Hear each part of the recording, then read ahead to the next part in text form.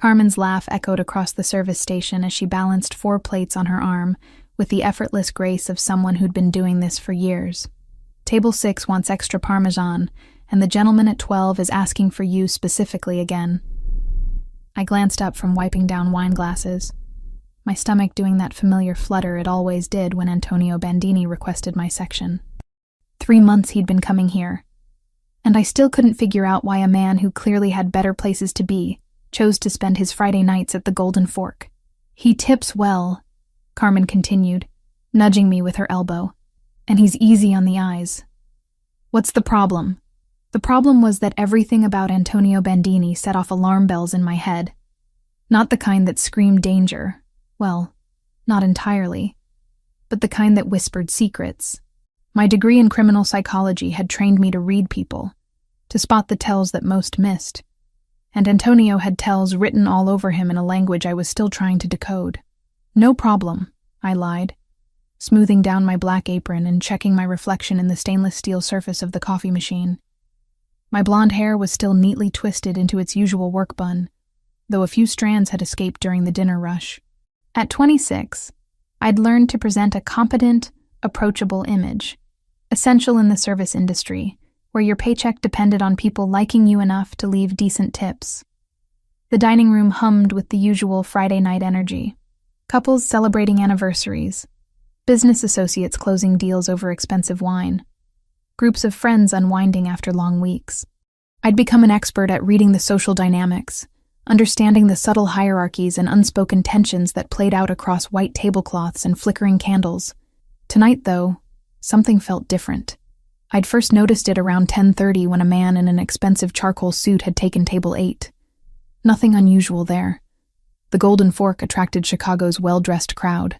But this particular customer had ordered 3 drinks in the past hour without touching any of them. Instead, he sat with his back straight, shoulders tense, checking his watch with the obsessive regularity of someone operating on a precise timeline. More concerning was his positioning. Table 8 offered a perfect sightline to Table 12, Antonio's usual spot. Every few minutes, the man's gaze would drift in that direction, not obviously, but with the kind of peripheral awareness that spoke of professional surveillance. Then there was the guy at the bar. Mid-30s, expensive Italian leather shoes that probably cost more than my monthly rent, nursing the same whiskey for 45 minutes. He'd positioned himself with clear views of both the main entrance and the kitchen corridor, his posture too rigid for someone supposedly relaxing after work. The way he kept adjusting his jacket suggested he was carrying something he didn't want noticed. A third man had claimed the small table near the restrooms 20 minutes ago. Prime real estate for monitoring the back exit. The route staff used, and I'd noticed, the path Antonio always took when leaving. This one was younger, maybe early 30s, with the kind of nervous energy that manifested in constant motion. Checking his phone, straightening his silverware, drumming silent rhythms against his thigh. My psychology training had taught me to recognize patterns of behavior, and these 3 men were exhibiting classic pre-action anxiety. Elevated breathing, repetitive gestures, hypervigilance, all signs of people preparing for something significant.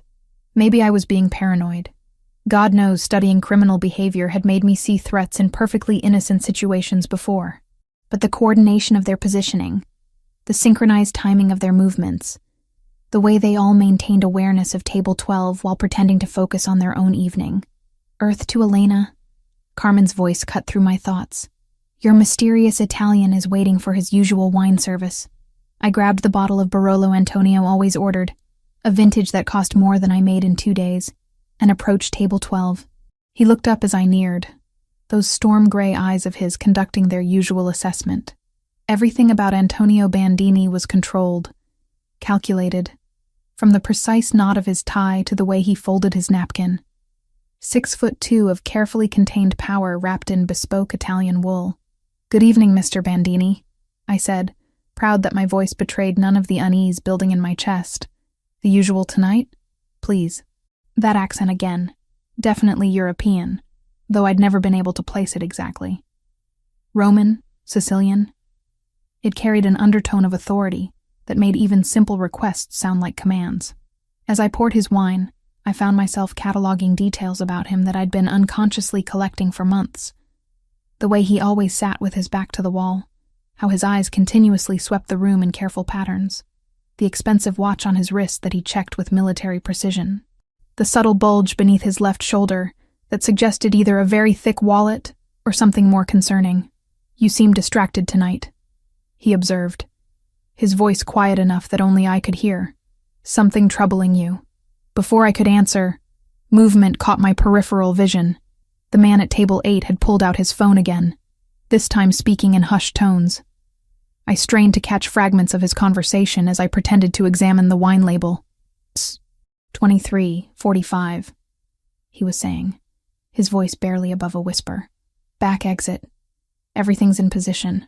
My blood turned to ice. 23:45 was exactly 15 minutes away. The back exit was the route Antonio always used. And "everything's in position" suggested coordination between multiple parties. The pieces clicked together with terrifying clarity.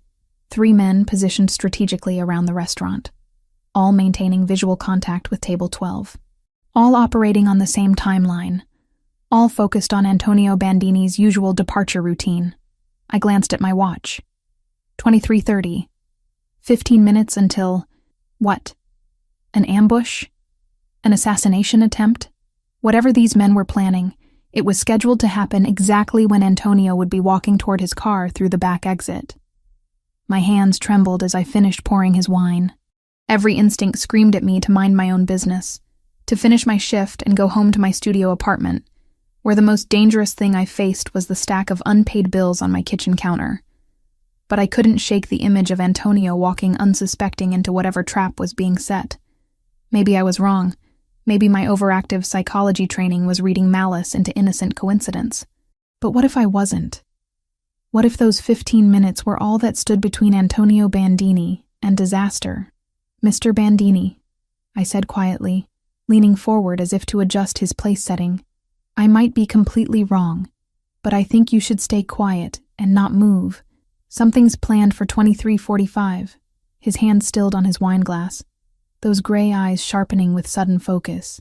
For a heartbeat, we existed in a bubble of shared tension, while the restaurant continued its oblivious hum around us. "Explain," he said, his voice so low I almost missed it. 3 men, table 8, the bar, and near the restrooms. They've been watching you for the past hour. Coordinated positioning, synchronized timing, pre-action anxiety behaviors.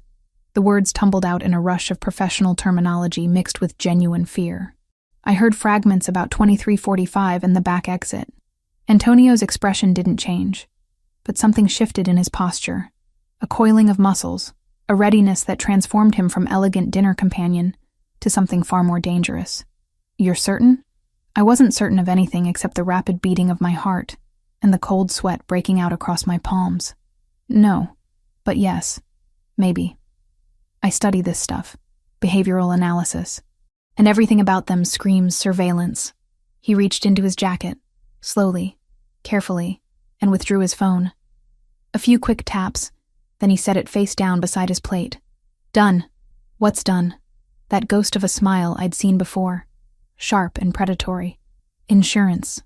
What happened next unfolded with the precision of a military operation, though at the time I could barely process the chaos erupting around me.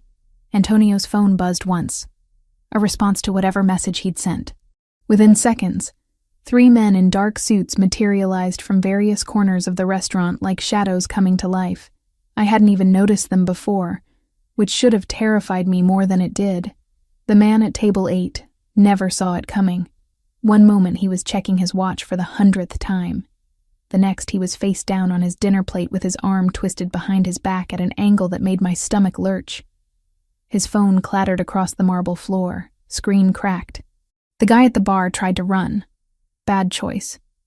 He made it exactly 3 steps before disappearing behind a wall of expensive Italian wool and controlled violence. Other diners looked up from their meals with the mild curiosity of people watching street performers, completely unaware they were witnessing something far more dangerous. The 3rd man, the one near the restrooms, showed more survival instinct. He bolted for the back exit, the same route he'd been monitoring all evening.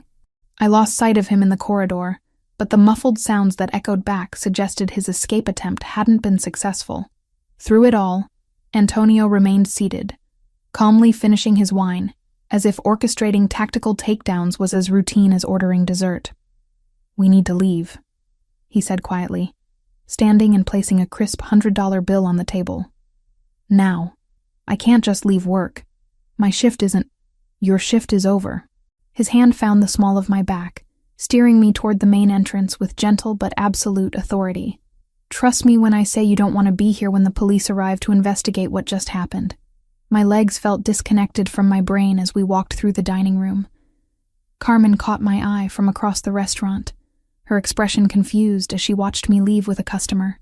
I wanted to explain, to tell her I'd call later, but Antonio's pace never slowed. Outside, a black sedan waited with the engine running. Not the kind of coincidence that happened in normal people's lives. "Get in," Antonio said, opening the rear door. Every rational thought in my head screamed warnings. This was how people disappeared. This was how normal lives ended, and bodies ended up in rivers. But what choice did I have? I'd just witnessed what happened to people who crossed Antonio Bandini, and I was pretty sure refusing his invitation would put me in that category. The interior smelled like leather and expensive cologne. Antonio slid in beside me, maintaining careful distance while somehow still dominating the space. The driver, a mountain of a man with graying temples, pulled away from the curb without a word. "Where are you taking me?" I asked, proud that my voice only shook slightly. "Somewhere safe while we sort this out." "Sort what out?" "I don't even know what just happened back there." Antonio studied me with those storm-gray eyes, calculating something behind their depths. "You saved my life tonight. That tends to complicate things." We drove through Chicago's late-night streets in tense silence. I recognized the neighborhoods at first, familiar territory near my apartment building. But as we headed further north, the scenery shifted to areas I knew only from magazines and news reports about the wealthy elite. The safe house turned out to be a penthouse apartment in a gleaming tower that scraped the belly of the night sky. More armed men waited in the lobby, their presence transforming what should have been elegant surroundings into something that felt distinctly like a fortress. "This is temporary," Antonio assured me as we rode the private elevator to the 32nd floor. "Just until we understand the full scope of tonight's events." The apartment was stunning. Floor-to-ceiling windows offering panoramic views of the city, furniture that belonged in design magazines, art that probably cost more than most people's houses. But it was also clearly a place designed for security rather than comfort. No personal touches, multiple exit routes visible, and the subtle bulges under the jackets of the two men who'd followed us up suggested this was more prison than refuge.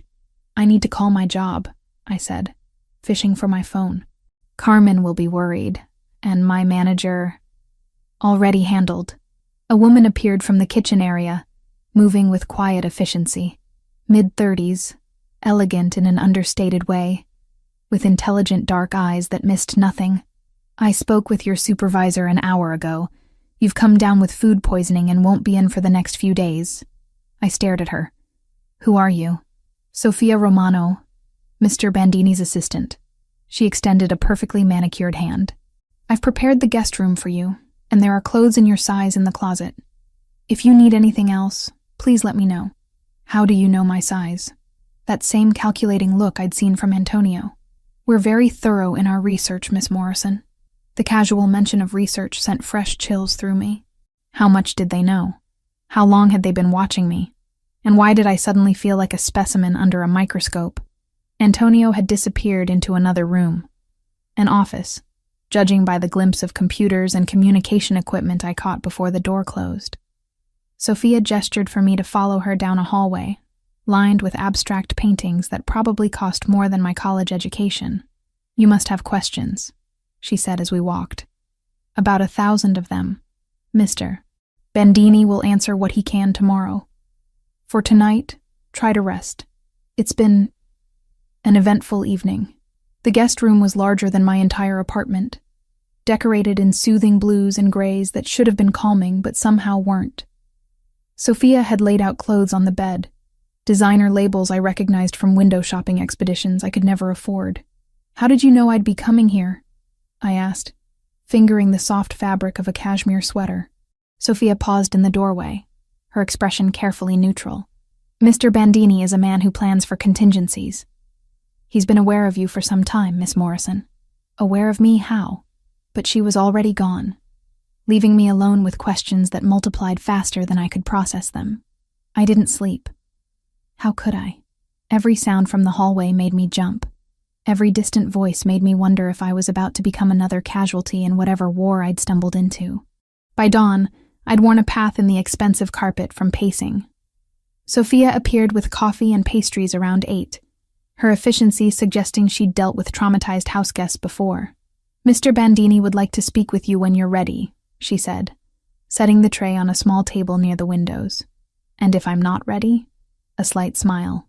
Then he'll wait. But Miss Morrison, the longer you wait, the more questions you'll have, and the fewer answers will satisfy you. She was right, of course. I'd spent the night constructing increasingly elaborate theories about who Antonio Bandini was and what I'd gotten myself into.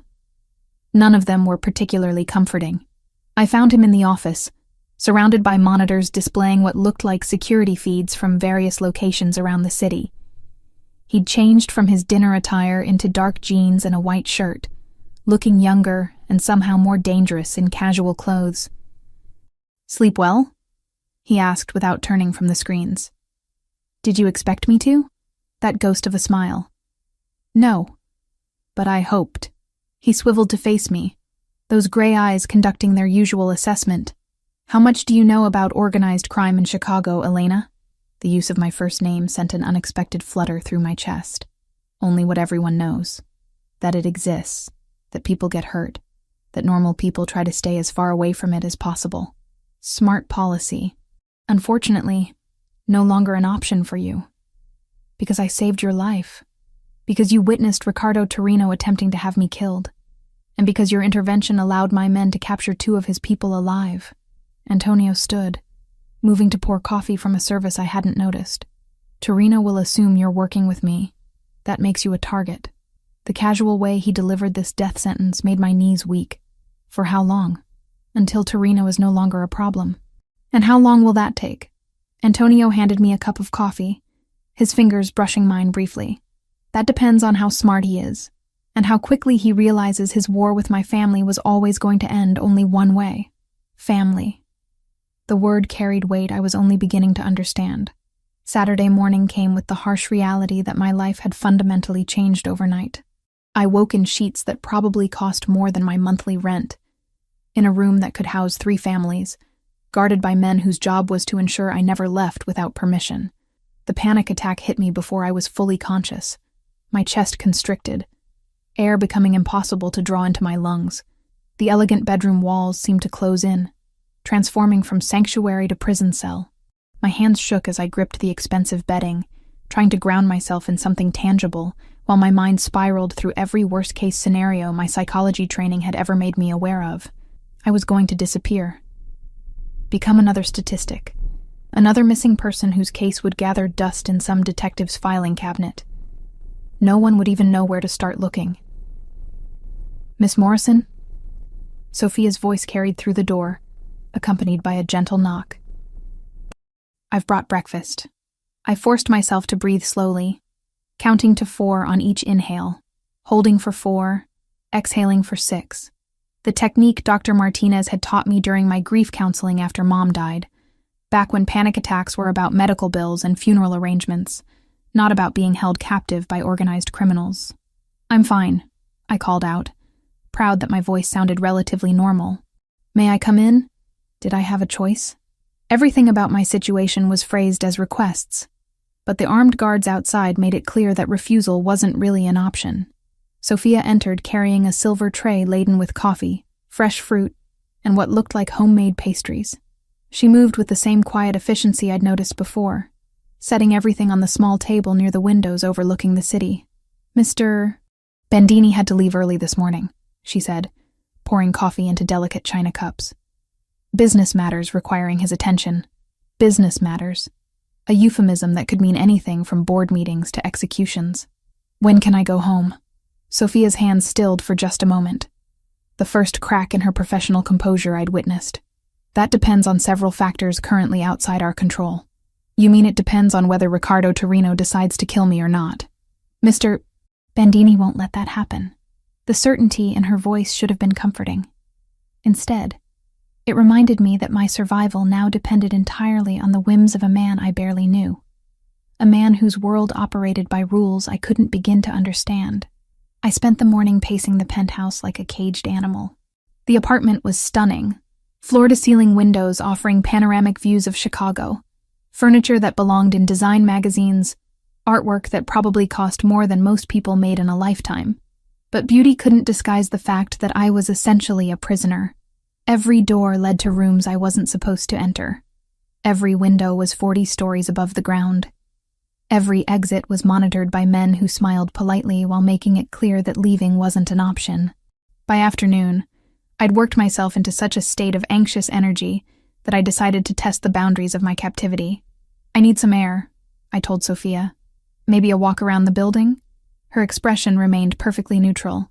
I'm afraid that's not possible at the moment. Then maybe the lobby? Just to feel like I'm not completely trapped? Miss Morrison, I understand this is difficult, but... No, you don't understand. The words exploded out of me with more force than I'd intended. You don't understand what it's like to have your entire life turned upside down because you tried to do the right thing. You don't understand what it's like to be told you're a target for murder because you warned someone about an assassination attempt. And you definitely don't understand what it's like to be imprisoned in a golden cage by the same person you saved. Sophia absorbed my outburst without flinching, her composure intact. You're right. I don't understand those specific circumstances.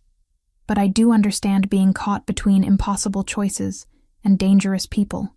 Something in her tone made me look at her more carefully. Really look. Past the professional demeanor and expensive clothes. Her eyes held shadows that spoke of experiences she'd never share. Of decisions that had cost her more than she'd ever admit. How long have you worked for him? 7 years.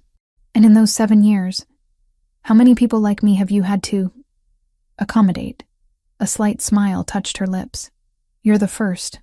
That should have made me feel special. Instead, it made me feel like an experiment. Sunday brought a second panic attack and my first escape attempt. I waited until I heard Sophia leave for what she called her weekly errands, then made my move. The guards at the front entrance were positioned to watch for people coming in, not necessarily for residents going out. If I moved with confidence, dressed appropriately, maybe I could simply walk past them like I belonged there. I made it exactly 3 floors down in the elevator before it stopped between floors. The lights dimmed, then came back up, and when the doors opened again, one of Antonio's men was waiting for me. Miss Morrison, he said politely, as if encountering me in an elevator between floors was perfectly normal. Mr. Bandini asked me to escort you back to the apartment. The shame of being caught trying to escape burned hotter than the fear. I'd acted like a frightened child instead of the educated woman I was supposed to be. But what choice did I have? Sit quietly and wait for someone to decide my fate. Antonio returned that evening, his presence filling the apartment with an energy that made my skin prickle with awareness. He'd changed from his morning suit into dark jeans and a black sweater, looking younger and somehow more dangerous in casual clothes. I hear you had an eventful day, he said, pouring himself a glass of whiskey from a crystal decanter. Heat flooded my cheeks. I needed some air. And you thought wandering Chicago alone while Riccardo Torino has a price on your head was a good way to get it. I thought maybe I could go back to my normal life and pretend none of this happened. He turned to face me, those storm-gray eyes conducting their usual assessment. Your normal life ended Friday night when you chose to warn me instead of minding your own business. So I'm being punished for doing the right thing? You're being protected because doing the right thing put you in the crosshairs of very dangerous people. The rational part of my brain understood the logic, but the emotional part, the part that felt like a prisoner despite the luxury surroundings, wanted to scream at the unfairness of it all. Tell me about your mother, Antonio said suddenly, the apparent non sequitur catching me off guard. What about her? Sophia mentioned she passed away recently. The medical bills that forced you to take the waitressing job. I wrapped my arms around myself, the familiar grief settling over me like a heavy blanket. Lung cancer, 3 years of treatments, surgeries, experimental therapies. None of it worked. but it bankrupted our family trying. That's why you studied criminal psychology. You wanted to understand the people who prey on vulnerable families. The insight caught me off guard. I'd never articulated it that way, but there was truth in his words. Insurance companies aren't technically criminals, but they destroy lives just the same. Something shifted in his expression, a softening around the edges, a recognition of shared pain. My mother died when I was 15, poisoned by someone we trusted, someone who ate at our table, who my father considered family. The quiet admission hung in the air between us. Vulnerability offered like a gift I wasn't sure I deserved to receive. A business associate? My father's cousin. He'd been selling information to rival families for years, but we never suspected until it was too late. Antonio's voice carried no emotion, but his knuckles were white where they gripped his glass. She suffered for 3 days before she died. The doctors couldn't figure out what was wrong until the autopsy. I'm sorry. It taught me never to trust anyone completely. And it taught me to recognize the signs of betrayal before they become fatal. Understanding dawned. That's why you need someone who can read people. Someone who can spot the tells that most people miss. Your intervention Friday night wasn't just good instincts. You saw patterns of behavior that trained killers tried to hide. That's not a skill you learn waitressing tables. I found myself studying his face the way I'd been trained to study subjects in my criminology classes. The controlled expression that never quite concealed the pain underneath. The careful posture that spoke of constant vigilance. The way his eyes continuously swept the room even in his own home. You don't trust anyone, do you? Trust is a luxury I can't afford. That sounds like a lonely way to live. For a moment, something raw and honest flickered across his features. Loneliness is better than betrayal. That night, sleep eluded me completely. I lay in the expensive sheets staring at the ceiling, processing the conversation with Antonio, trying to reconcile the dangerous criminal with the grieving 15-year-old who'd watched his mother die from poison administered by family. At 3 a.m, I gave up on sleep and padded to the kitchen in search of water. The apartment was dark, except for the city lights filtering through the massive windows, creating patterns of light and shadow across the marble floors. I wasn't alone. Antonio stood at the kitchen island, fully dressed despite the late hour. Steam rose from 2 cups sitting on the granite counter, and the rich aroma of coffee filled the air. Couldn't sleep either? He asked without turning around. Too much to process. He handed me one of the cups. Perfect espresso in delicate china. It's an old family recipe. My mother used to make it when I had nightmares. The gesture was so unexpectedly intimate that it caught me off guard. This wasn't the calculated crime boss or the controlled businessman. This was just a man sharing something precious from his past. We stood in comfortable silence, drinking coffee in the soft glow of the city lights. For the first time since Friday night, I felt something other than fear or anger, something that might have been understanding. The men who killed her, I said quietly. What happened to them? My father handled it when I turned 18. All of them. And the cousin? Antonio's smile in the darkness was sharp as broken glass. That one was mine. 2 weeks of living in Antonio's gilded cage had taught me the subtle rhythms of his world. The way conversations stopped when he entered rooms. How grown men twice my size deferred to his quiet authority. The careful dance of power that played out in gestures too small for outsiders to notice, but too significant for insiders to ignore. When he finally agreed to let me return to the Golden Fork, it came with conditions that made my previous captivity seem like freedom. Vincent will drive you to and from work, Antonio explained over breakfast, his tone suggesting this wasn't negotiable. Marco will be positioned within the restaurant at all times. You don't leave the building during your shift, not even for smoke breaks. I stirred sugar into my coffee, watching the crystals dissolve while processing the implications. What about Carmen? She'll ask questions about the bodyguard. Marco knows how to blend in. Your coworkers will assume he's a customer who prefers to eat alone. The plan was more complex than I'd realized. Antonio had purchased a controlling interest in the restaurant 2 days earlier, a fact he mentioned as casually as commenting on the weather. My salary had mysteriously tripled, my schedule reduced to 3 nights a week, and suddenly there were openings for additional security personnel disguised as waitstaff. You bought the restaurant to protect me? I bought the restaurant because it made strategic sense. Your protection is a secondary benefit. Even his acts of care came wrapped in emotional distance, as if admitting he'd done something purely for my benefit would reveal a weakness he couldn't afford. Walking back into the Golden Fork felt like returning to a museum of my former life. Everything looked exactly the same. The marble floors, the soft lighting, the elegant table settings. But I moved through it like a ghost haunting familiar spaces. Carmen hugged me with the enthusiasm of someone who genuinely missed me, asking about my supposed food poisoning with enough concern to make guilt twist in my stomach. "You look different," she observed as we prepped for the dinner service. "Rested, like you've been somewhere expensive. Just catching up on sleep." She studied my face with the sharp attention of someone who'd known me long enough to spot lies. "And the manicure? The subtle highlights? Food poisoning doesn't usually come with spa treatments." Heat crept up my neck. Sophia had arranged both without asking, part of what she called maintaining appropriate appearances. I'd been too emotionally drained to object. But now the evidence of luxury felt like a betrayal of who I used to be. "My sister surprised me with a girls' weekend," I lied, hating how easily deception came now. Marco arrived at 7, claiming the corner table with clear sightlines to both entrances and the kitchen corridor. He ordered methodically: appetizer, main course, dessert, eating slowly enough to justify his presence for the entire evening. Other patrons ignored him completely, which spoke to his skill at appearing invisible while remaining hypervigilant. Antonio didn't come that first night, or the second. By the third evening, I'd convinced myself he'd lost interest in his restaurant acquisition and returned to whatever criminal enterprises normally occupied his attention. I was wrong. He appeared during Thursday's dinner rush, claiming his usual table with the quiet authority that made waitstaff scramble to accommodate him. But something was different. His usual calm composure carried an edge of tension, and his eyes swept the restaurant more frequently than normal.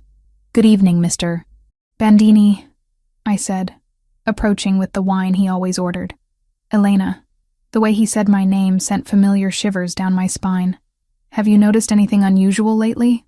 Anyone asking questions about your schedule?" The question sparked immediate alarm. "What kind of questions? The kind that suggests someone's been watching you?" I thought back over the past few days, mentally cataloging interactions with customers, delivery drivers, even the homeless man who sometimes lingered near the employee entrance. There was a guy yesterday. Said he was from the city health department, asked about employee schedules and shift changes. But Carmen handled it. Antonio's expression darkened. "Describe him." Mid-30s, expensive suit, slight accent I couldn't place. He seemed more interested in the restaurant layout than actual health codes. "Mexican?" The specific question sent ice through my veins. "Maybe. Why?" Instead of answering, Antonio pulled out his phone and typed a quick message. Within minutes, Marco appeared at our table, his casual dining facade abandoned. "We need to leave," Antonio said quietly, standing with fluid grace that didn't match the urgency in his voice. "Now, I can't just abandon my shift. Carmen will understand when she realizes your life is more important than serving dinner." The parking lot behind the Golden Fork was poorly lit, shadows pooling between the few working streetlights. We'd made it halfway to Antonio's car when the first shot shattered the rear window of a sedan parked 3 spaces away. Time fractured into crystalline moments of terror and precision. Antonio's hand closed around my wrist, pulling me behind a delivery truck as more shots rang out. Marco appeared from nowhere, returning fire with the calm efficiency of someone for whom gunfights were routine occupational hazards. "Stay down," Antonio commanded, his body shielding mine as he drew his own weapon, a detail that should have terrified me but somehow didn't. In that moment, surrounded by violence and chaos, his presence felt like the only safe harbor in a storm designed to destroy me. The firefight lasted maybe 90 seconds, though it felt like hours. When silence finally returned, 3 bodies lay motionless in the parking lot, and Marco was speaking rapidly into his earpiece while checking the perimeter for additional threats. "Are you hurt?" Antonio's hands moved over me with professional thoroughness, checking for wounds I hadn't realized I might have sustained. "I don't think so." My voice sounded strange to my own ears, distant and hollow. "Were they trying to kill me?" "They were trying to take you. Very different objective." The distinction should have been comforting. Instead, it opened up terrifying possibilities about what capture might have involved. Vincent arrived with backup vehicles and a cleanup crew that worked with the unsettling efficiency of people who'd handled similar situations before. Within 20 minutes, the bodies were gone, the blood washed away, and the parking lot looked like nothing more dramatic had occurred than the usual dinner rush. Antonio's house was a sanctuary of controlled elegance after the chaos of the attempted kidnapping. He led me to the living room, pouring whiskey with hands that remained perfectly steady despite what we'd just survived. This was Ricardo's response to losing his men at the restaurant, he explained, settling beside me on the leather sofa. He's formed an alliance with the Sinaloa cartel. They have different methods than traditional organized crime families. More violent, more willing to involve civilians. My world has rules, boundaries that even enemies respect. Cartels operate with fewer constraints. The whiskey burned going down, but it helped steady my nerves. So what happens now? Now we eliminate the threat before it escalates further. His matter-of-fact tone suggested this was merely another business problem requiring a straightforward solution. But the way his free hand rested on my knee, thumb tracing small circles through the fabric of my dress, suggested his concern went deeper than strategic calculations. Antonio? Yes?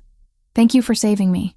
He set down his glass and turned to face me fully, those storm-gray eyes searching my face with an intensity that made breathing difficult.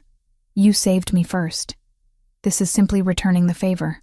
Is that all this is? Professional courtesy? Something shifted in his expression, the careful control slipping just enough to reveal the man beneath the crime boss persona. When he leaned forward, I didn't pull away. When his hand cupped my face, I leaned into the touch. And when his lips found mine, I finally understood why I'd never felt truly safe with anyone else. The kiss was nothing like the romance novels I'd read as a teenager. There was no gentle exploration, no tentative building of passion. This was hunger and desperation, and the recognition of something that had been building between us since that first night at the restaurant. When we finally broke apart, both breathing hard, Antonio rested his forehead against mine. This complicates things, he said quietly. Everything about my life is already complicated. Not like this. Not when caring about you gives my enemies another way to hurt me. The admission hung in the air between us, vulnerable and honest, in a way I'd never expected from him. Then maybe we don't let them, I whispered. His smile was sharp as a blade and twice as dangerous. No, maybe we don't. 3 weeks had passed since that first night at the Golden Fork, and I was finally beginning to understand the careful choreography of Antonio's world, the way conversation shifted when he entered rooms, how his men communicated in glances and subtle gestures, the delicate balance of power that required constant vigilance to maintain. What I hadn't expected was how natural it would feel to be part of that world. The realization hit me Thursday evening as I watched Antonio review security reports in his study. He'd loosened his tie, rolled up his shirt sleeves, and something about the domestic intimacy of the moment made my chest tighten with unexpected longing. This dangerous, controlled man was becoming more than just my protector. He was becoming someone I cared about in ways that terrified me. You're staring, he said without looking up from the documents. I'm observing. There's a difference. That ghost of a smile I'd grown to love. And what are you observing? That you're more relaxed here than anywhere else. Your shoulders don't carry the same tension when you're behind that desk. He set down the papers and leaned back in his chair, those storm-gray eyes conducting their usual assessment. This room is the only place where I don't have to worry about threats from unexpected directions. Because you control the variables. Because I trust the security. He paused, something shifting in his expression. And because I trust you. The admission hung in the air between us, weighted with significance I was only beginning to understand.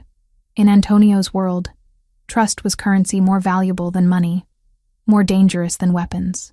Antonio, I said softly, moving around the desk to stand beside his chair. He reached up, fingers tracing the line of my jaw with exquisite care. I never intended for this to happen. For what to happen? For you to matter this much. Before I could respond, his hands were in my hair, pulling me down until his mouth found mine. This kiss was different from our first. Deeper, more desperate. carrying the weight of 3 weeks of carefully maintained distance finally crumbling. When he lifted me onto the desk, scattering papers with careless abandon, I didn't protest. When his hands traced the curves of my body with reverent attention, I welcomed his touch. And when he whispered my name like a prayer against my throat, I understood that whatever happened next would change everything between us. We made love with the desperate intensity of people who'd been denied something essential for too long. Every touch was a confession, every kiss a promise neither of us was sure we could keep. In that moment, surrounded by the trappings of his dangerous world, Antonio wasn't a crime boss.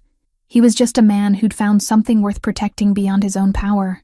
Afterward, as we lay entwined on the leather sofa, his fingers tracing lazy patterns across my bare shoulder, I felt safer than I had since childhood.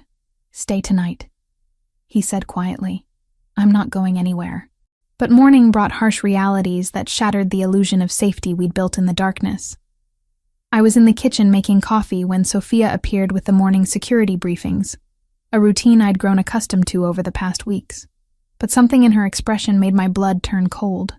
"There's something you need to see," she said, setting a manila folder on the marble counter with careful precision. Inside were photographs. Crime scene photos, from the look of the yellow tape and evidence markers. A young man lay sprawled across the floor of what appeared to be a small apartment, his face peaceful despite the obvious violence that had ended his life. "Who is this?" I asked, though something about the victim's features seemed familiar. "Jimmy Torino, age 24. He worked as a delivery driver for Marcelli's Italian Kitchen." Marcelli's, the restaurant where I'd worked before, the Golden Fork, where I'd spent 6 months serving pasta to families and couples on dates. Jimmy had been one of the regular delivery drivers, always polite, always smiling, always asking about my studies when he picked up orders. "Why are you showing me this?" Sophia's expression remained carefully neutral. "He was eliminated 2 days ago on Mr. Bandini's orders." The folder slipped from my suddenly nerveless fingers, photographs scattering across the floor. "What?" "Jimmy Torino was selling information about your previous employment, your schedule patterns, your routes home. He provided the Mexican cartel with details that would have made it easier to take you." I stared at the photos, Jimmy's face smiling up at me from what looked like a driver's license image clipped to the file. Sweet, harmless Jimmy, who'd always remembered my name and asked about my mother's health during her final months. "He was just trying to make extra money," I whispered. "Extra money that would have gotten you killed." But he didn't know that. He couldn't have understood. The information he sold was specifically about you, Miss Morrison. Your address, your work schedules, even details about your sister's college in Milwaukee. That level of detail doesn't happen by accident. The kitchen walls seemed to close in around me. Jimmy was dead because Antonio had decided his potential threat to me outweighed his right to live. A 24-year-old kid with student loans and big dreams had been executed because he'd made a stupid decision about easy money. Where is Antonio? He had meetings this morning. He should return around. I didn't wait for her to finish. I ran through the penthouse, my bare feet silent on the marble floors, searching every room until I found him in his study, speaking quietly on the phone in Italian. He looked up when I burst through the door, taking in my disheveled appearance and obvious distress. "I'll call you back," he said into the phone, then set it down with deliberate care. "Elena, what's wrong?" "Jimmy Torino." Something shifted in his expression, a careful blankness that confirmed everything Sophia had told me. "You saw the report. You killed him. I eliminated a threat to your safety. He was 24 years old. He was just trying to pay off student loans." Antonio stood, moving around the desk with that predatory grace that no longer seemed protective. Now it felt dangerous in an entirely different way. He was selling information that would have led to your death or disappearance. His motivations don't change that fact. He didn't know what the information would be used for. Ignorance doesn't excuse the consequences of his choices. I backed toward the door, suddenly desperate to put distance between us. "You're talking about a person, not a business problem. Jimmy had a family, friends, a life, and now you still have yours." His voice carried no emotion, no regret. "That's what matters. To you, maybe, but not to me." Something dangerous flickered in his eyes. Would you prefer I had let him continue providing intelligence to people who want to torture you for information about my operations? I would prefer you had found another solution. Maybe talked to him, paid him more than the cartel was offering, relocated him. Anything but murder. This isn't a negotiation, Elena. In my world, threats are eliminated permanently. There are no second chances, no rehabilitation programs, no appeals processes. There's survival, and there's death. The cold certainty in his voice chilled me to the bone. This was the man I'd fallen in love with. Someone capable of ordering executions with the same casual efficiency most people use to order coffee. I can't do this, I said quietly. Can't do what? Be with someone who kills people I know, people I care about, people who endanger you. Jimmy wasn't a threat. He was a victim of circumstances he didn't understand. Antonio's expression hardened. The vulnerable man from last night disappearing behind the mask of the crime boss. Then you're more naive than I thought. The words hit like a physical blow. I stared at him for a long moment, memorizing the sharp angles of his face, the cold calculation in his storm-gray eyes. This was who he really was. Everything else, the gentle touches, the whispered confessions, the careful protection, was just another form of control. I'm leaving. No. You're not. You can't keep me here against my will. I can't let you get yourself killed because you're too idealistic to understand reality. Then I guess we have a problem. I turned and walked out of his study, out of his penthouse, out of his world. Sophia made no move to stop me, though I caught her speaking urgently into her phone as I waited for the elevator. The guards in the lobby nodded politely as I passed, their expressions betraying nothing about whether they'd been ordered to let me go or stop me. By evening, I was on a Greyhound bus heading toward Detroit, watching Chicago disappear in the distance as darkness fell. My sister Jessica lived in a small apartment near Wayne State University, working on her master's degree in social work, as far from Antonio's world as I could imagine. The 4.5-hour journey gave me plenty of time to think, to process what had happened, to question every decision I'd made since that first night at the Golden Fork. I'd saved a man's life, and somehow become complicit in taking another's. I'd fallen in love with someone whose moral compass operated by rules I couldn't accept. Jessica met me at the Detroit bus station with questions in her eyes, and enough wisdom not to ask them immediately. She'd inherited our mother's intuitive understanding of when someone needed comfort more than explanations. Bad breakup? She asked as we drove through the city streets toward her apartment. Something like that. But even as I settled into her spare bedroom, trying to convince myself I'd made the right choice, I couldn't shake the feeling that leaving Chicago had only made me more vulnerable, not safer. 2 days later, I would discover just how right that feeling had been. Detroit was supposed to be my sanctuary. Jessica's small apartment near Wayne State University felt worlds away from Antonio's penthouse, and the violence that had consumed my life in Chicago. For 2 days, I almost convinced myself I could disappear into academia and normal sisterly conversations about grad school stress and weekend plans. I was making coffee Tuesday morning when Jessica's phone rang. She glanced at the caller ID and frowned. "Unknown number," she muttered, but answered anyway. "Hello?"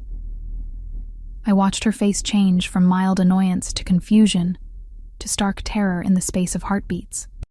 The phone slipped from her suddenly nerveless fingers, clattering across the kitchen floor. "Jess, what's wrong? They know about you. They said..." Her voice broke. "Elena, they said they're coming for both of us." Ice flooded my veins. "Who said that?" "I don't know." The voice was accented, maybe Spanish. "They knew your name, knew you were here, knew about Mom's medical bills, even knew about my thesis project. They said if you didn't come with them willingly, they'd take me instead." The coffee mug slipped from my hands, ceramic exploding across the linoleum floor. Antonio had been right. Leaving Chicago hadn't made me safer. It had just put Jessica in danger too. "Pack a bag," I said, my mind racing through possibilities. "Right now. We need to leave." "Elena, what's going on? Who were those people?" "I'll explain later." "Just pack whatever you can carry and..." The apartment door exploded inward, splinters of wood flying like shrapnel. 3 men in tactical gear poured through the opening, weapons drawn, moving with military precision that made my blood freeze. "Jessica Morrison," the lead man said in heavily accented English. "You come with us." "No." I stepped in front of my sister, hands raised. "Take me. I'm the one you want." He smiled, revealing gold-capped teeth. "We want you to watch. To understand consequences of running from people who own you." Before I could react, one of the other men had Jessica's arm twisted behind her back, a cloth pressed over her mouth and nose. She struggled for maybe 10 seconds before going limp.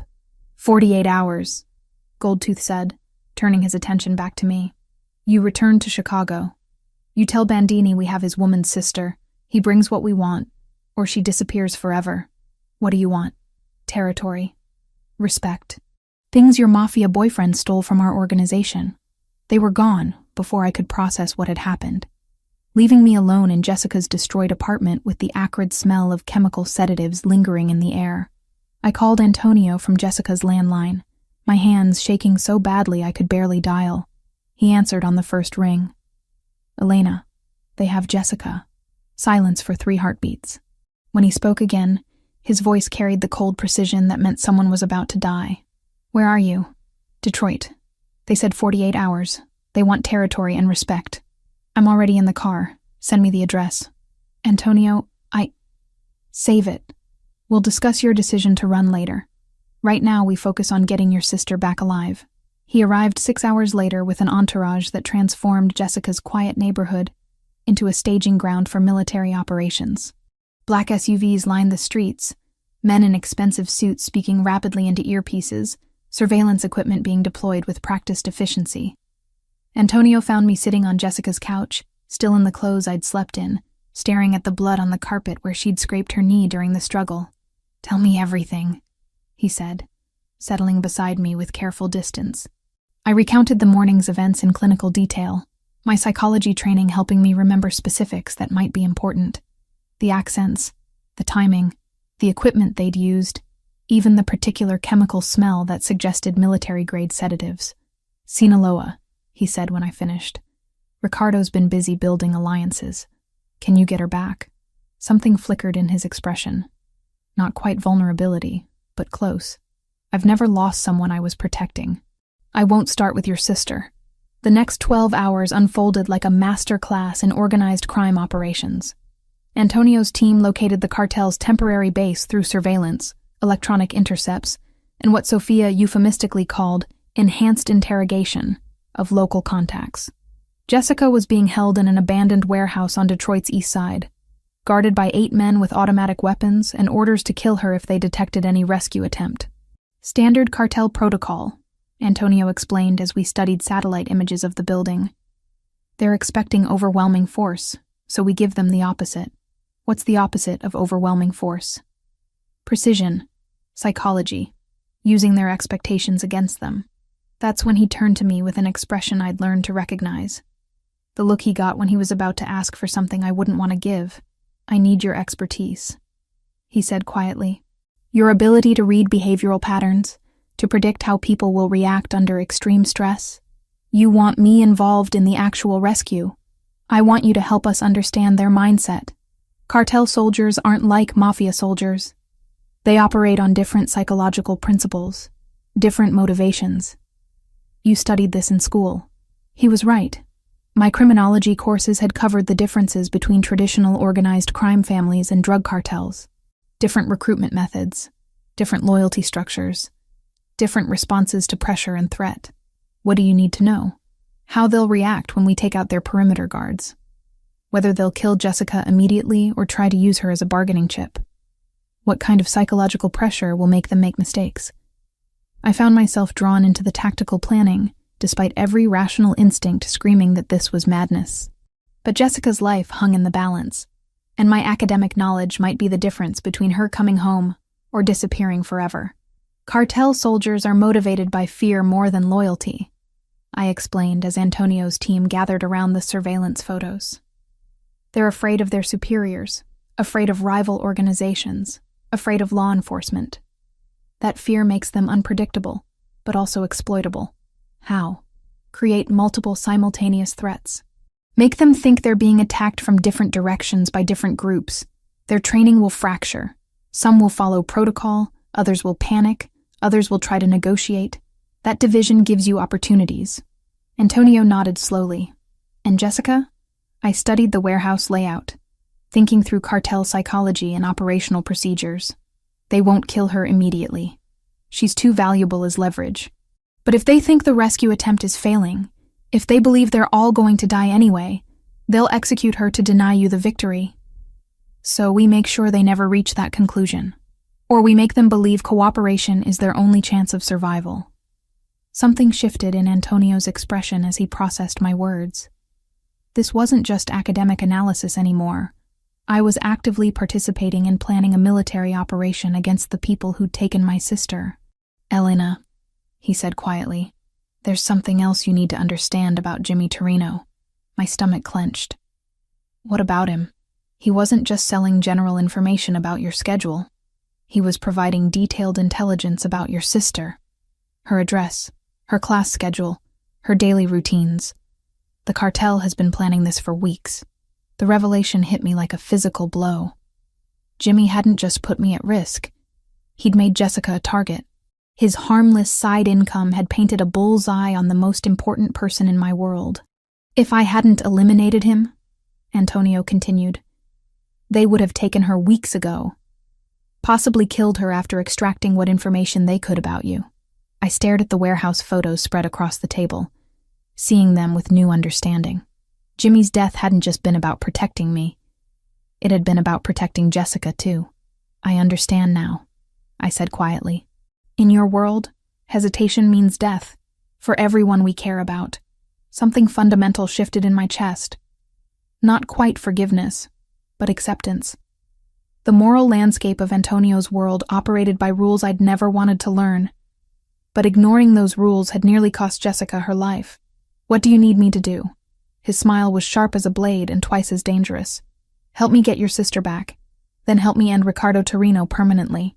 Over the next 6 hours, I found myself fully integrated into Antonio's team in ways I'd never imagined possible. My psychology background proved invaluable for predicting cartel behavior patterns, and my intimate knowledge of Jessica helped plan approach routes that wouldn't trigger her panic responses during the rescue. By dawn, we had a plan that was audacious in its complexity and terrifying in its implications. The rescue would happen during shift change at the warehouse, when guards were most likely to be distracted. But more than that, we were going to use the rescue operation as bait to draw Ricardo and his cartel allies into the open for a final confrontation. One way or another, Antonio said as his team made final preparations. This ends tomorrow night. I looked at him, really looked, and saw not just the dangerous crime boss or the careful protector, but the man who'd dropped everything to help save my sister, the man whose world I was choosing to enter. Not as a prisoner this time, but as a partner. Together, I said. His hand found mine, fingers intertwining with surprising gentleness. Together, the golden fork at midnight felt like returning to a crime scene.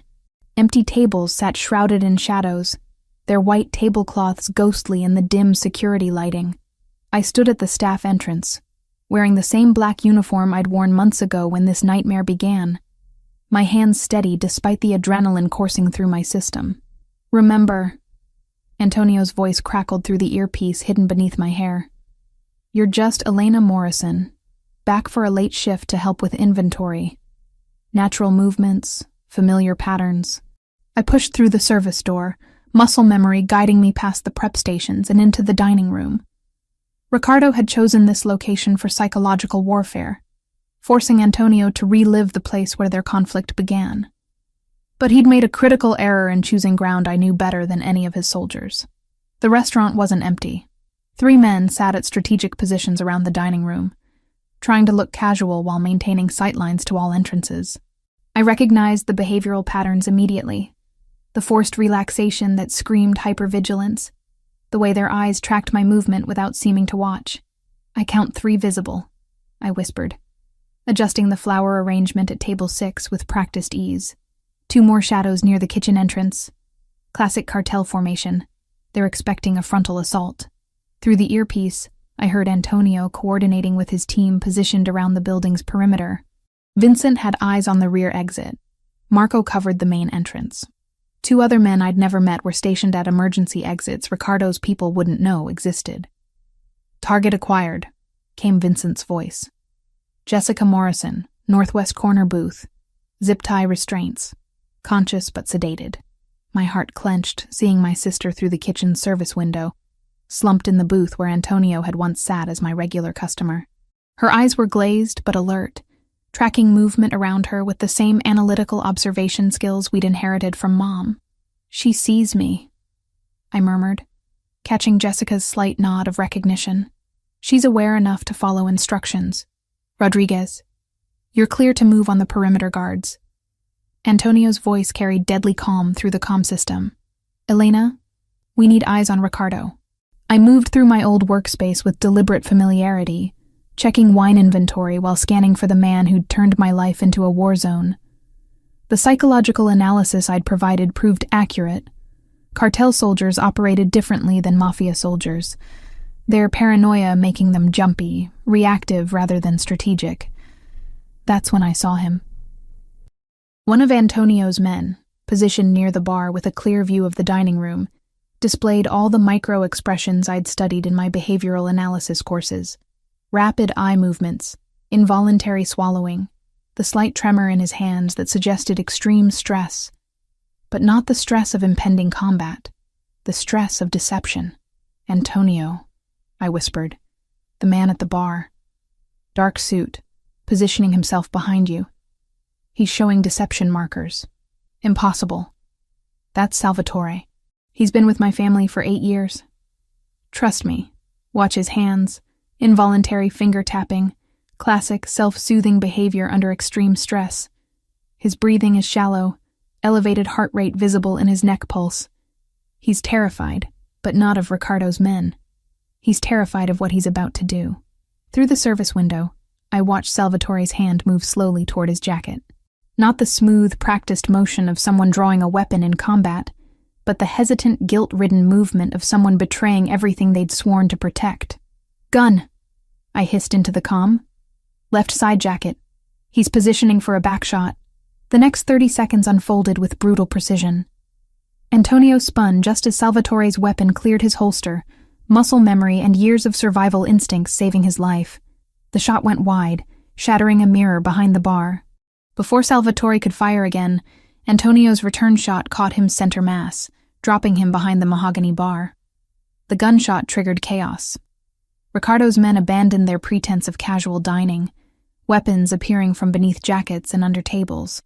But Antonio's team was already in motion, months of tactical preparation paying off as they moved with coordinated precision through entry points Ricardo's soldiers hadn't anticipated. I used the chaos to my advantage, moving through spaces only staff would know. The service corridor behind the kitchen, the storage room with its emergency exit, the wine cellar's secondary access tunnel that led directly to the booth where Jessica waited. "Elena, report." Antonio's voice was strained, background sounds suggesting heavy fighting in the main dining room. "Reaching Jessica now. Give me 30 seconds. My sister looked up as I emerged from behind the service station, relief flooding her features despite the chemical fog clouding her eyes. "Elena, I'm getting you out of here." The zip tie restraints required kitchen shears from the prep station. Precious seconds while gunfire echoed through the restaurant above us. Jessica's hands were numb from restricted circulation, but she could walk if I supported her weight. "Service tunnel," I explained, guiding her toward the maintenance corridor that connected to the building next door. Same route we used for wine deliveries during busy nights. The tunnel was cramped and dark, lined with pipes and electrical conduits that had been installed when the building was renovated decades earlier. Jessica stumbled twice, the sedatives affecting her coordination, but adrenaline kept her moving toward the exit that would put us 3 blocks away from the combat zone. We emerged in the alley behind Marconi's Deli, where Vincent waited with an idling SUV. Jessica collapsed into the back seat, exhaustion and chemical after-effects finally overwhelming her system. "Secure," I reported through the comm. "Jessica's safe." "Good, because Ricardo just entered through the kitchen." I looked back toward the golden fork, seeing muzzle flashes through the windows, knowing Antonio was fighting for his life in the place where we'd first met. Every instinct screamed at me to run, to get Jessica to a hospital, to put as much distance as possible between us and the violence. Instead, I found myself running back toward the restaurant. "Elena, what are you doing?" Vincent's voice chased me down the alley. "My job." I knew the Golden Forks layout better than anyone fighting inside it. I knew the blind spots, the service routes, the structural weaknesses that decades of operation had revealed. And I knew that Ricardo would retreat to the kitchen when pressed. It offered multiple escape routes and defensible positions. The kitchen access was through the loading dock, a route that bypassed the main fighting.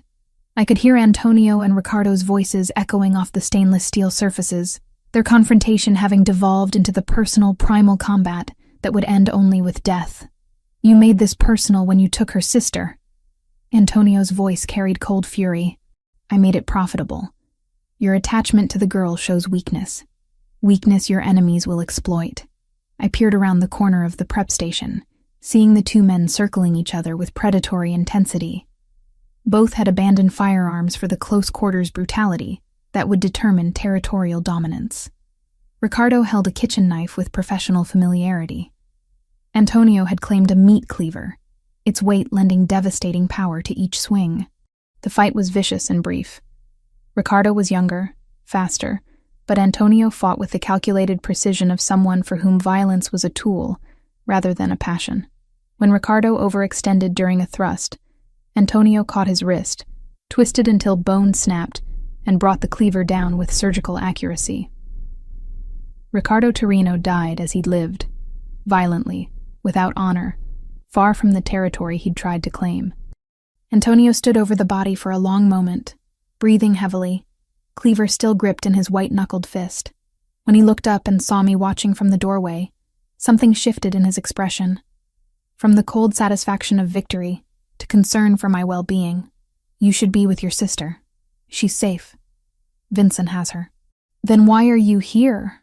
I stepped over the debris of overturned equipment and scattered utensils, stopping close enough to feel the heat radiating from his body, to see the minor cuts decorating his knuckles and forearms. "Because this is where we started. In this kitchen, with me serving you dinner and you protecting me from threats I couldn't see. It seemed right that this is where it ends." He set down the cleaver with deliberate care, his hands finding my face with surprising gentleness, given what they'd just accomplished. "It's not ending, Elena. It's just beginning." The sirens were getting closer. Chicago PD responding to reports of automatic gunfire in the city's restaurant district. But Antonio's cleanup crew was already in motion. Evidence disappearing with the same professional efficiency I'd witnessed in Detroit. "We need to leave," he said, taking my hand. "Together?" His smile was sharp as a blade and twice as dangerous, but his eyes held warmth I'd never expected to see from a man like him. Always together. 2 years had transformed everything, yet nothing had changed at all. I stood in the conference room of Bandini Hospitality Consulting, watching 6 men in expensive suits struggle to maintain eye contact with me as I reviewed their psychological evaluations. The irony wasn't lost on me. I'd gone from serving wine to mob bosses to psychologically profiling potential mob soldiers, all while maintaining the fiction that I ran a legitimate business consultancy. "Mr. Castellano," I said, addressing the youngest candidate, "your micro-expressions during the loyalty questions suggest deception, specifically involuntary lip compression and decreased eye contact when discussing hypothetical conflicts of interest." The 28-year-old shifted uncomfortably, his hands betraying the nervous energy I'd learned to recognize in people hiding dangerous secrets. Behind the one-way glass, I knew Antonio was watching, evaluating my assessment alongside his own instincts about which men could be trusted with his family's operations. "Tell me about your gambling debts," I continued, noting how his pupils dilated at the direct question. 3 of the 6 candidates would be eliminated based on psychological risk factors I'd identified.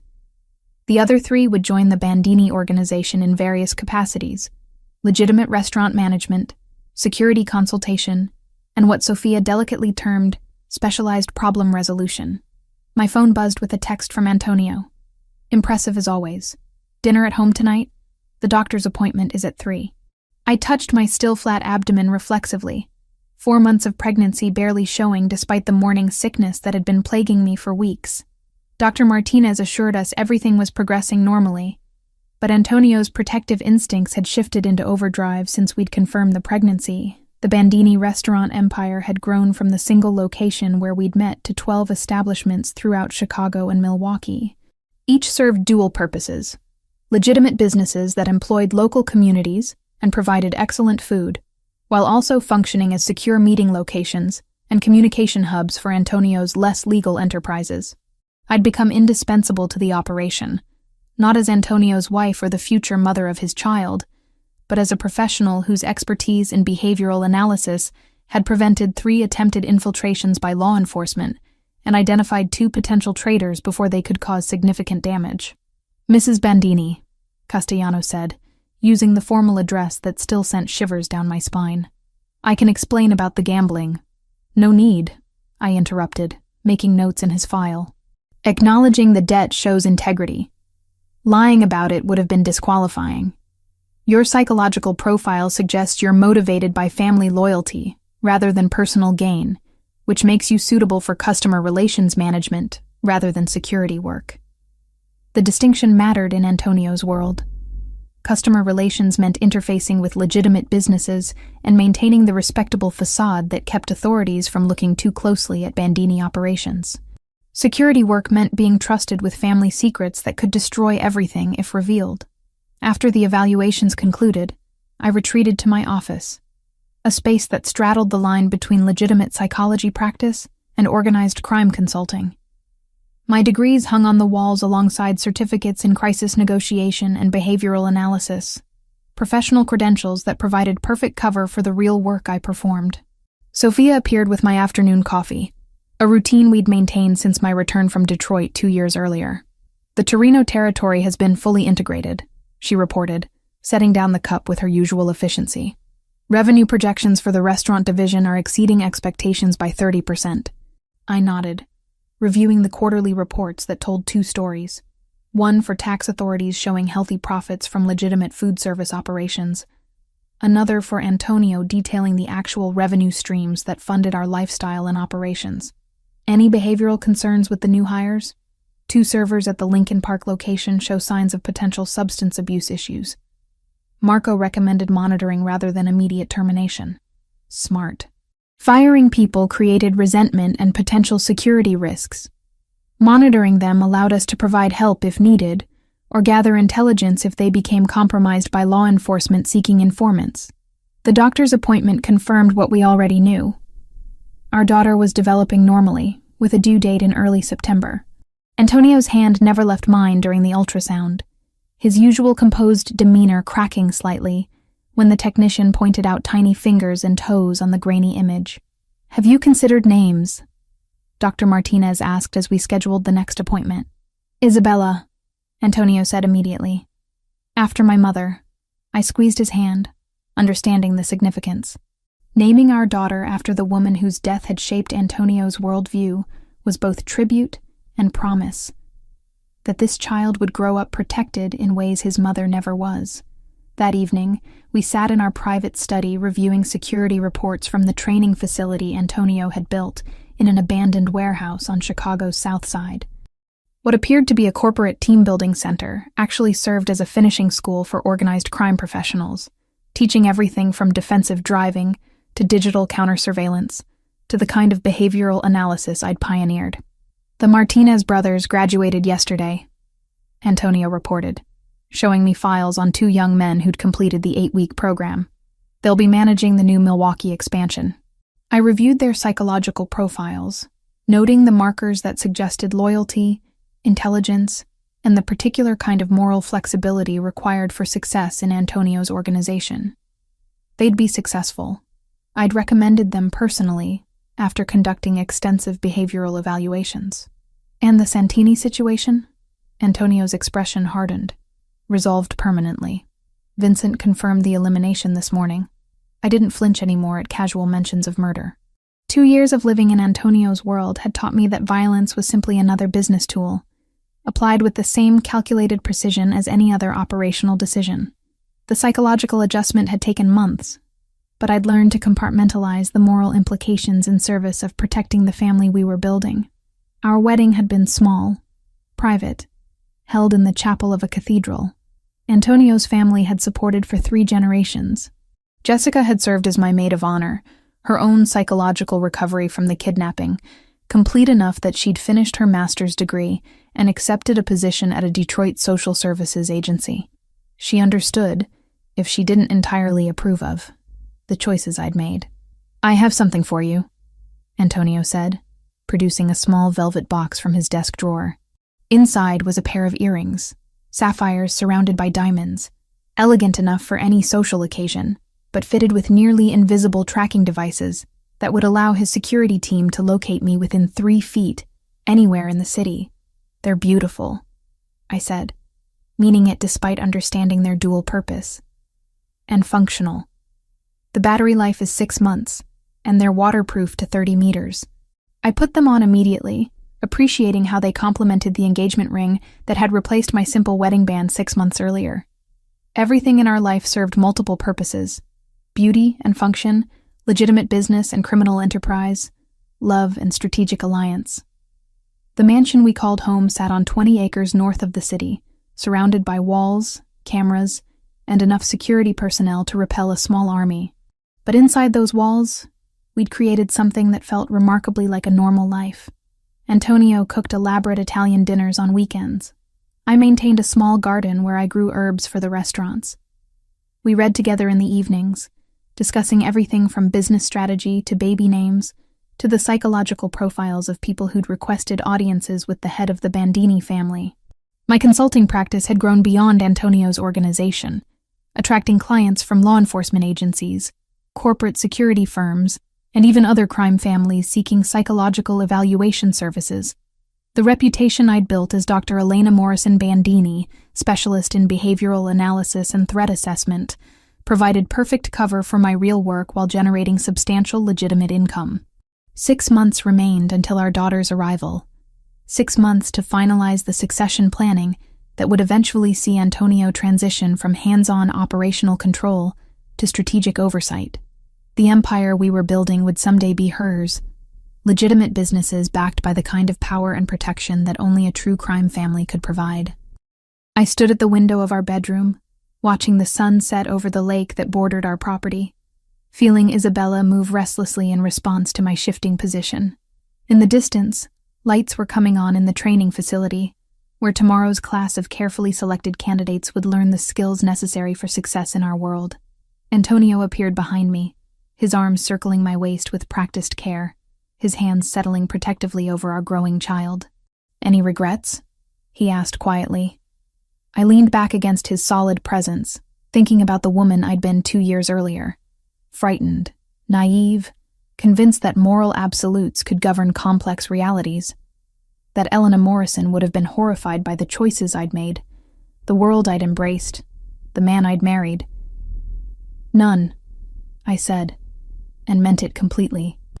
Our reflection in the window showed what we'd become.